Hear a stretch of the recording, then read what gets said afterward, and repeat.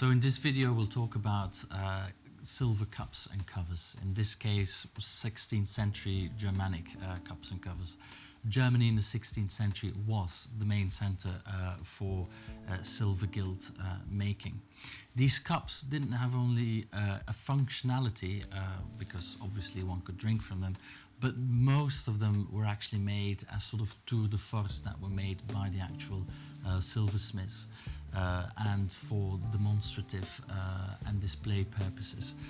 And that's why I personally believe that these silver cups and covers, when they gilt, they actually sort of, the gilding enhances the overall appeal of these objects, because obviously the light and the candlelight would have reflected in them at the time. What do you need to look out for in these cups and covers?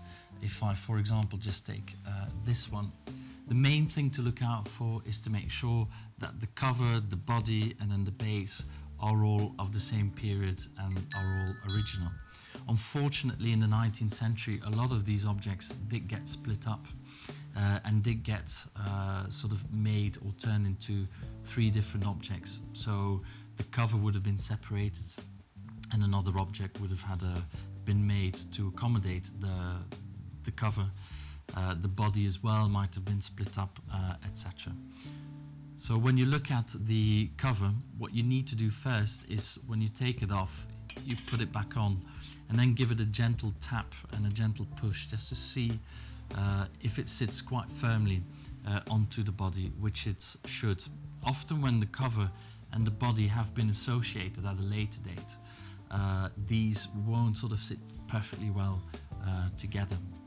Another thing to look out for is that the marks, for example, on here at the front, you can see some silver marks there. If you have the same silver marks on the cup and then also onto the base area and also onto the cover, then it will sort of probably prove that it was all made by the one person at the same time as the one object. So that's quite important to look out for.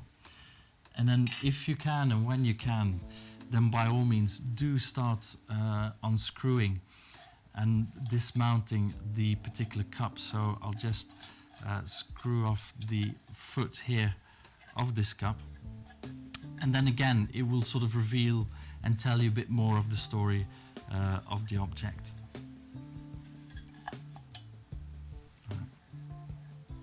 So what you see here, interestingly enough, is that the gilding is actually only on the outside. Often with later gilding, on the inside it would have been gilt as well. So obviously gilding at the time would have been fairly expensive. So they only wanted to apply it to the outside areas that for people to see. So the inside, same actually for the base here, is not gilded, which is again sort of a good sign.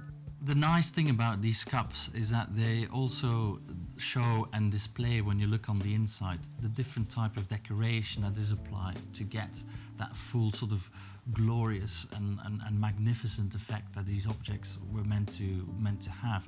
So you see that the cup has been hammered from the inside out, to get that embossed decoration on the outside.